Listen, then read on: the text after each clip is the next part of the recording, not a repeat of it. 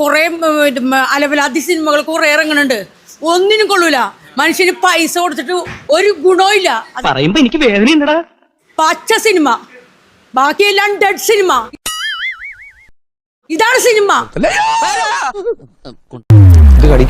എല്ലാം dead cinema. ഇതാണ് cinema.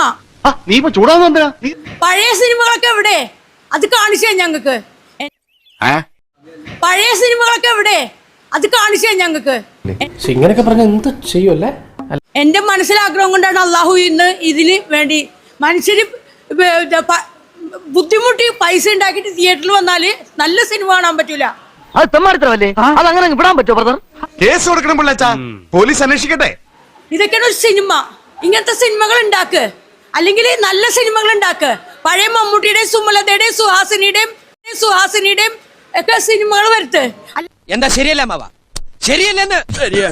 അല്ലാണ്ട് ഈ കുറെ കാശ് കൊടുത്തിട്ട് ലക്ഷങ്ങളും കോടികളും ചെലവാക്കിയിട്ട് എന്നെ ഒന്ന് കൺട്രോൾ ചെയ്യാൻ ആരും ഇല്ലെന്ന് പൈസ ചെലവാക്കിയിട്ട് പണം ഉണ്ടായിട്ട് സാധാരണ മനുഷ്യന്മാരെ കണ്ടിട്ട് സഹിയിട്ടിട്ട് തിയേറ്ററിൽ ഇരുന്നിട്ട് സമയത്തിച്ചിട്ടാ പോണത്.